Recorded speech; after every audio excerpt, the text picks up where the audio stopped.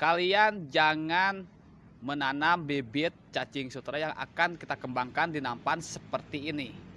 Kalau kalian tidak mau cacing sutranya banyak yang mati. Hai, assalamualaikum warahmatullahi wabarakatuh.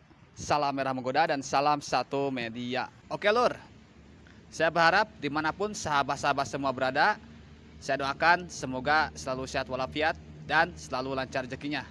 Amin ya Allah ya rabbal alamin.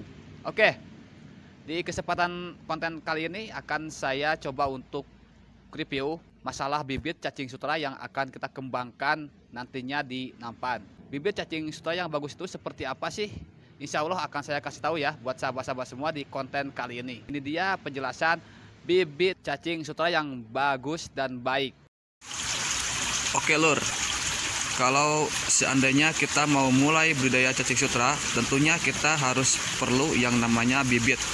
Bibit ini juga sebenarnya ada kriteria yang harus kita perhatikan atau ciri-ciri bibit cacing sutra yang baik atau bagus buat dibudidayakan seperti apa.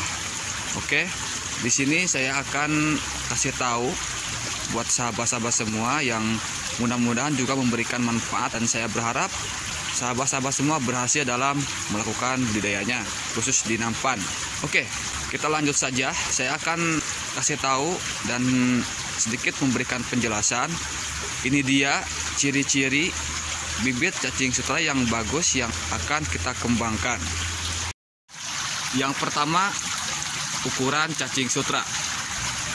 Kalau seandainya kita membeli di tempat penjual cacing sutra ataupun kita mengambil cacing di alam dengan sendiri, perlu kita perhatikan dari ukurannya lur. Kalau kita kurang teliti, biasanya cacing sutra tersebut banyak tercampur dengan cacing sawah. Coba perhatikan ya, saya akan perlihatkan ini ciri-ciri bibit cacing sutranya yang bagus seperti apa. Saya sengaja ini memisahkan ada cacing sutra yang ukurannya itu masih kecil. Ini cacing sutra di hadapan saya ukurannya masih kecil lur. Dari segi warnanya, ini cacing sutra merah muda dan cerah. Dari warnanya juga sangat beda sekali. Ini merah tua dan ini merah muda, tapi cerah sekali. Saya akan perlihatkan lebih dekat buat sahabat-sahabat semua. Oke, ini cacing sutra yang dewasa. Nah, seperti ini nih. Atau biar lebih jelas saya akan coba simpan di wadah. Oke lur, saya akan coba ambil cacing sutra yang ini.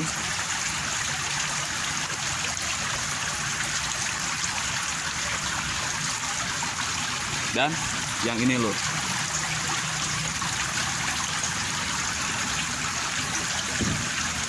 Ini memang bercampur dengan sari lumpur ya, jadi warnanya agak kecoklatan. Tapi kalau kita perhatikan ini sangat beda sekali lur ukurannya ya. Coba ini ukurannya cacing sutra yang dewasa, dan yang ini masih sangat kecil sekali lur. Saya akan coba ambil satu saja, akan saya gabungkan di sini nih dengan cacing yang masih kecil atau anakan cacing. Oke lur, ini sangat beda sekali. Kalau kita zoom, ukurannya yang sebelah kanan jauh lebih besar dan warnanya tuh merah tua, sedangkan yang sebelah kiri itu warnanya merah muda cerah. Yang ini ya, ini cacing sutra yang dewasa, dan ini yang masih kecilnya atau anakan cacing. Sangat beda sekali. Jadi bibit yang bagus itu untuk diternakan yaitu bibit cacing sutra yang seperti ini nih. Ya, yang seperti ini nih. Ukurannya agak besar dari cacing sutra yang sini. Hewan ini memang terbilang hewan yang mudah stres. Oleh sebab itu, kalau kita ngambil bibit cacing sutra yang seperti ini, itu akan mudah mati. Apalagi kalau kita langsung ditebar di ampas tahu. Cacing sutra yang kecil ini masih belum kuat ya, masih rentan. Tapi kalau cacing yang dewasa seperti ini sedikit agak kuat. Yang ini juga bisa lur, cuman agak lama ya. agak lama dan juga biasanya banyak yang mati. Kematian tersebut biasanya disebabkan karena cacing sutra masih belum kuat adaptasi di media atau makanan baru. Oke, jadi sahabat-sahabat semua harus mengambil bibit cacing sutra yang seperti ini. Yang ini nih. Ya. Sangat beda sekali. Oke lur, itu tadi ya masalah bibit yang akan kita kembangkan. Yang pertama dari ukuran dan yang kedua dari warna. Oke, itu sudah saya jelaskan. Dan apalagi yang harus kita perhatikan?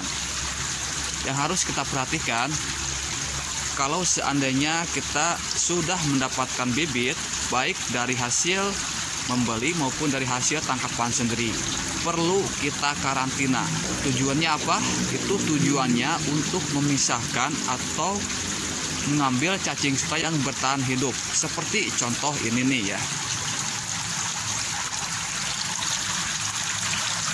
Ini di bawah banyak cacing sutra yang mati lur. Tuh. Kalau kita cium ini baunya sungguh luar biasa. Sangat bau sekali ya. Jadi kalau kita biarkan ini cacing yang mati itu biasanya akan mencemari kualitas air, karena teknik ini adalah teknik perputaran air atau resirkulasi. Jadi tujuan karantina itu adalah satu, untuk adaptasi dengan air, dan yang kedua untuk memisahkan cacing sutra yang hidup dan yang mati. Yang hidupnya kita ambil dan yang matinya kita buang. Lalu kita ambil cacing sutra yang hidupnya lur, seperti ini misalkan ya. Ini kita ambil dan kita sebar ke ampas tahu yang sudah kita siapkan sebelumnya. Jadi seperti itu ya lur, sangat penting sekali kita untuk mengkarantina cacing sutra. Biasanya banyak sekali yang mengeluhkan kenapa air budidaya cacing sutra tersebut mudah bau. Itu disebabkan karena cacing sutra yang mati itu tidak kita buang, sehingga bisa mencemari kualitas air. Oke, itu yang harus kita perhatikan untuk memulai budidaya cacing sutra.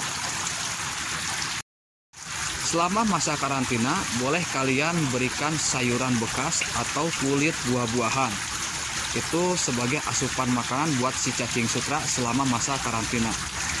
Oke lur, jadi itu ya yang sudah saya berikan penjelasannya cacing sutra yang baik untuk diternakan di napan seperti apa. Oke, mudah-mudahan konten ini atau tayangan ini memberikan manfaat untuk kita semua. Doa yang terbaik buat sahabat Herdy Susanto. Semoga kalian sukses dan berhasil dalam menernakan cacing sutra di napan. Salam satu media, salam merah muda. Wassalamualaikum warahmatullahi wabarakatuh. Pokoknya semakin mantap.